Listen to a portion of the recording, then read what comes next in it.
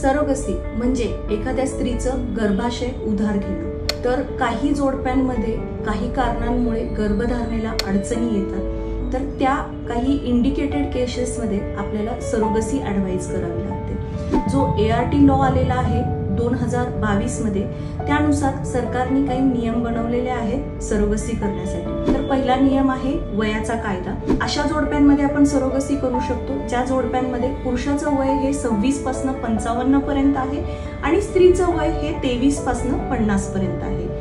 दुसरा क्रायटेरिया आहे ज्या स्त्रीमध्ये गर्भपिशवीचा खूप मोठा प्रॉब्लेम आहे किंवा एखाद्या स्त्रीला गर्भपिशवी नाहीये किंवा गर्भपिशवीचा आतलं जे लाइनिंग असतं जिथे गर्भधारणा होते, गर्भ वाढतो, तो भाग कुठेतरी डॅमेज झालेला आहे, तर अशा केसेसमध्ये सरोगसी ॲडवाइज केली जाते।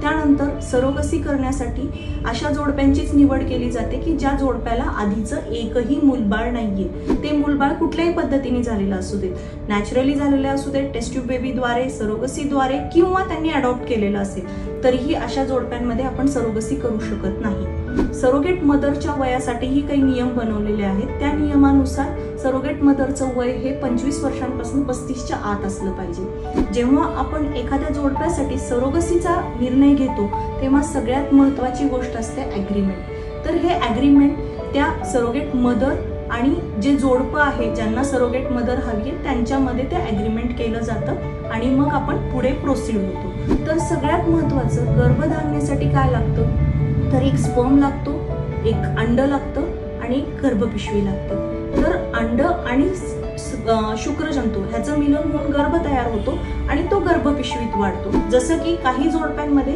काही कारणांमुळे आपण गर्भपिशवी उधार घेतोय म्हणजे सरोगसी करतोय, तर त्या केसमध्ये त्या जोडप्याचं जे गर्भ तयार झालेला आहे तो सरोगेट मदरच्या गर्भपिशवीत सोडला जातो आणि तो तिथे वाढतो, ह्याला सरोगसी असं म्हणलं जातं।